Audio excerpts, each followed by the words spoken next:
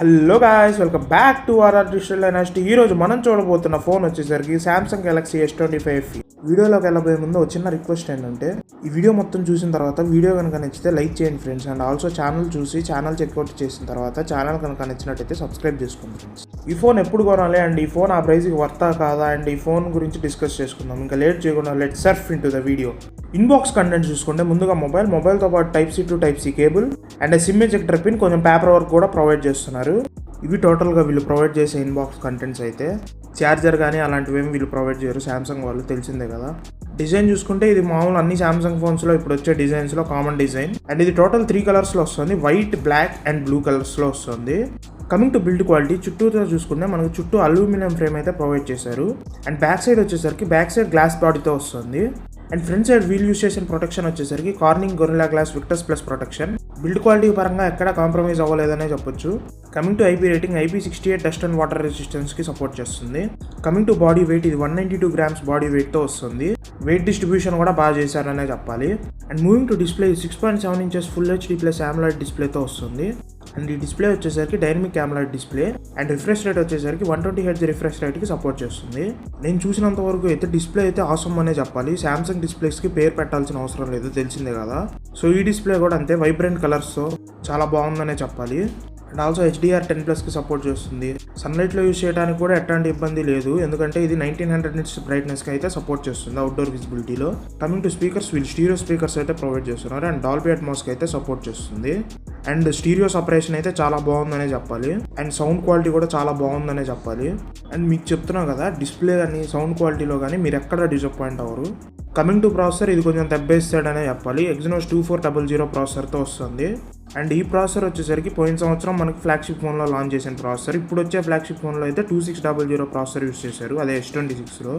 And ఒక మంచి విషయం ఏంటంటే ఇందులో డెకా కోర్ ప్రాసెసర్ యూస్ చేశారు, అంటే 10 కోర్స్కి సపోర్ట్ చేసే ప్రాసెసర్ ఇది కంపేర్ చేయాలంటే మనకి స్నాప్డ్రాగన్ ప్రాసెసర్తో 8s Gen 4 ప్రాసెసర్కి ఈక్వల్గా ఉంటుంది. ఎందుకంటే కోర్స్ అండ్ క్లాక్ స్పీడ్ రెండు ఈక్వల్గా ఉంటాయి దీనికి ఆ ప్రాసెసర్కి. కమింగ్ టు AnTuTu స్కోర్, ఇది అరౌండ్ ఒక 1.9 million వరకు AnTuTu స్కోర్ అయితే చేసింది. జనరల్ యూజర్స్కి అయితే ప్రాసెసర్ ఎలాంటి ఇబ్బంది పెట్టదు, చాలా స్మూత్గా హ్యాండిల్ చేసేస్తుంది. గేమ్స్ కూడా పర్వాలేదు, యావరేజ్గా హ్యాండిల్ చేస్తుంది. కమింగ్ టు BGMI, ఇది స్మూత్ 120 FPSకి సపోర్ట్ చేస్తుంది. గేమింగ్ ఎక్స్పీరియన్స్ అయితే యావరేజ్ అనే చెప్పొచ్చు. exynos ప్రాసెసర్ తెలిసిందే కదా, హీటింగ్ అవుతూ ఉంటుంది అప్పుడప్పుడు. బట్ ఒక మంచి విషయం ఏంటంటే ల్యాగ్స్ కానీ ఫ్రేమ్ డ్రాప్స్ కానీ ఎక్కువ నోటీస్ చేయం మనం, బట్ హీటింగ్ అయితే అవుతుంది. టెంపరేచర్స్ చూసుకుంటే అరౌండ్ ఒక 44 degrees వరకు వెళ్తుంది టెంపరేచరు. అండ్ ఇంకో విషయం ఏంటంటే ఐఫోన్లో లాగే ఇందులో కూడా కొంచెం హీట్ ఎక్కువ అయితే బ్రైట్నెస్ అయితే తగ్గిపోతుంది ఫోన్ది. బట్ కొంచెం కూల్ అయిన తర్వాత మళ్ళీ నార్మల్గా అయితే యూస్ చేసుకోవచ్చు ఫోన్ అయితే. Coming to RAM and storage, ఇది LPDDR5X ర్యామ్తో వస్తుంది. అండ్ స్టోరేజ్ టైప్ వచ్చేసరికి UFS 3.1 స్టోరేజ్తో అయితే వస్తుంది. అండ్ UFS 4.0 స్టోరేజ్ కావాలనుకుంటే మనకి 256 GB అండ్ 512 GB స్టోరేజ్లో అయితే అవైలబుల్గా ఉంటుంది. అండ్ కమింగ్ టు బ్యాటరీ, ఇది 4900 mAh బ్యాటరీతో వస్తుంది. అండ్ కమింగ్ టు ఛార్జింగ్, ఇది 45 watt ఫాస్ట్ ఛార్జింగ్ అయితే సపోర్ట్ చేస్తుంది. ఛార్జర్ అయితే బాక్స్లో అయితే ప్రొవైడ్ చేయరు. అండ్ ఇంకో మంచి విషయం ఏంటంటే ఇది వైర్లెస్ ఛార్జింగ్ కూడా సపోర్ట్ చేస్తుంది, బట్ 15 watt మాత్రమే వైర్లెస్ ఛార్జింగ్కి సపోర్ట్ చేస్తుంది. 0 to 100% మనకి ఛార్జింగ్ అవడానికి అరౌండ్ ఒక 1 hour 12 minutes వరకు అయితే టైం తీసుకుంటుంది.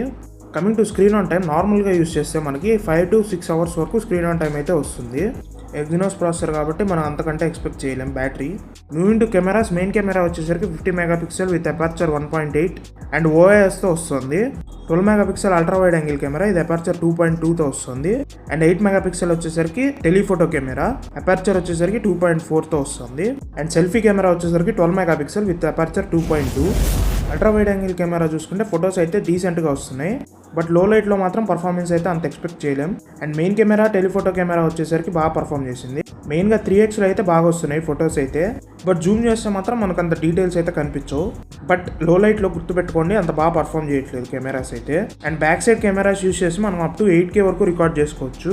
అండ్ 4Kలో వచ్చేసరికి 4K 60 FPS 30 120 FPSలో రికార్డ్ చేసుకోవచ్చు. అండ్ 1080pలో వచ్చేసరికి మనకు అప్ టు 240 FPS వరకు రికార్డ్ చేసుకోవచ్చు. అండ్ 8Kలో వచ్చేసరికి 8K 30 FPS వరకు రికార్డ్ చేసుకోవచ్చు. అండ్ 8Kలో 4Kలో మనకి స్టోరేజ్ ఎక్కువ తీసుకుంటుంది అండ్ హీట్ కూడా ఎక్కువే అవుతుంది. బట్ వీడియో మాత్రం చాలా స్టేబుల్గా అయితే వస్తుంది. ఈవెన్ టెలిఫోటో కెమెరాలో కూడా మనం 4K 60 FPSలో రికార్డ్ చేసుకోవచ్చు. ఇందులో కూడా వీడియో అయితే చాలా స్టేబుల్గా వస్తుంది అండ్ బొకే వీడియోస్ కూడా సపోర్ట్ చేస్తుంది. 4K 30 FPS వరకు రికార్డ్ చేసుకోవచ్చు బొకే వీడియోస్. బట్ లో లైట్లో వచ్చేసరికి వీడియో పర్ఫార్మెన్స్ అయితే అంత బాగాలేదు. అండ్ ఫ్రంట్ కెమెరాలో ఫొటోస్ అయితే బాగానే వస్తున్నాయి అండ్ డీటెయిల్స్ కానీ ఎడ్జ్ డిటెక్షన్ ప్రాబ్లం కానీ ఏం లేదు ఫ్రంట్ కెమెరాలో. అండ్ ఎక్స్పోజర్ కంట్రోల్ కూడా బాగానే ఉంది. డే టైంలో మాత్రం ఫ్రంట్ కెమెరా అయితే బాగా పర్ఫామ్ చేస్తుంది. ఫ్రంట్ కెమెరా లో లైట్లో కూడా ఎక్కువ ఎక్స్పెక్ట్ చేయొద్దు బికాస్ డీటెయిల్స్ అయితే మిస్ అవుతున్నాయి. బట్ ఫొటోస్ అయితే పర్లేదు బాగానే వస్తున్నాయి. అండ్ ఫ్రంట్ కెమెరా యూజ్ చేసి మనకు అప్ టు 4K 60 FPS వరకు రికార్డ్ చేసుకోవచ్చు అండ్ 1080pలో 60 FPS వరకు రికార్డ్ చేసుకోవచ్చు. డే టైంలో అయితే వీడియోస్ ఎక్సలెంట్గా వస్తున్నాయి సెల్ఫీ కెమెరాలో. అండ్ సెల్ఫీ కెమెరా యూజ్ చేసి మనం బొకే వీడియోస్ కూడా రికార్డ్ చేసుకోవచ్చు 4K 30 FPSలో. అందులో కూడా వీడియో క్వాలిటీ బాగానే ఉందనే చెప్పాలి. బట్ నైట్ టైం మాత్రం అంత డీటెయిల్స్ అయితే ఎక్స్పెక్ట్ చేయకండి. ఓవరాల్గా కెమెరాస్ అయితే డీసెంట్గా పర్ఫామ్ చేస్తున్నాయి ఆ ప్రైస్కి. కమింగ్ టు OS ఇది Android 16 అవుట్ ఆఫ్ ది బాక్స్తో వస్తుంది. అండ్ కమింగ్ టు UI ఇది One UI 8.5తో వస్తుంది. అండ్ అప్డేట్ పాలసీ వచ్చేసరికి 7 years Android updates and 7 years వరకు సెక్యూరిటీ అప్డేట్స్ అయితే ప్రొవైడ్ చేస్తున్నారు. అండ్ ఇంకో విషయం ఏంటంటే ఇది లాస్ట్ ఇయర్ సెప్టెంబర్లో అయితే లాంచ్ అయింది ఈ ఫోను. అంటే 2025 సెప్టెంబర్లో అయితే లాంచ్ అయింది ఈ ఫోను. S26 ఫోన్లో అయితే మనకి ఏ ఫీచర్స్ ఉన్నాయో ఈ ఫోన్లో కూడా అవే ఫీచర్స్ అయితే ఉన్నాయి. అంటే గెలాక్సీ ఏ ఫీచర్స్ అన్నీ ఉంటాయి ఇందులో. అండ్ స్మార్ట్ స్విచ్ కూడా ఉంటుంది అండ్ నాక్ సెక్యూరిటీతో వస్తుంది కాబట్టి మనకు హార్డ్వేర్ లెవెల్ సెక్యూరిటీ అయితే ఉంటుంది. అండ్ కమింగ్ టు వైఫై ఇది Wi-Fi 6Eతో వస్తుంది. అండ్ బ్లూటూత్ వర్షన్ వచ్చేసరికి బ్లూటూత్ వర్షన్ 5.4తో వస్తుంది. అండ్ ఆల్సో NFC-తో వస్తుంది.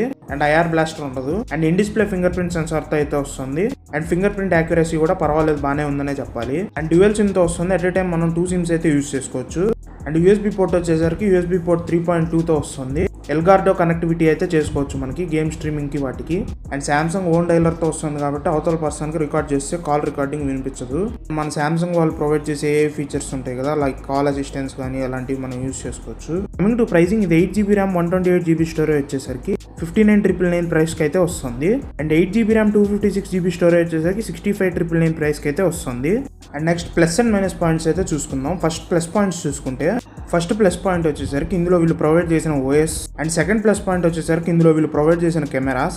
అండ్ థర్డ్ ప్లస్ పాయింట్ వచ్చేసరికి ఇందులో వీళ్ళు ప్రొవైడ్ చేసిన sound. And fourth plus point వచ్చేసరికి ఇందులో వీళ్ళు ప్రొవైడ్ చేసిన డిస్ప్లే. అండ్ యావరేజ్ పాయింట్ చూసుకుంటే యావరేజ్ పాయింట్ వచ్చేసరికి ఇందులో వీళ్ళు ప్రొవైడ్ చేసే performance. Coming to negative points first negative point వచ్చేసరికి ఇందులో వీళ్ళు ప్రొవైడ్ చేసిన బ్యాటరీ అంటే ఆప్టిమైజేషన్ అయితే అంత బాగాలేదు.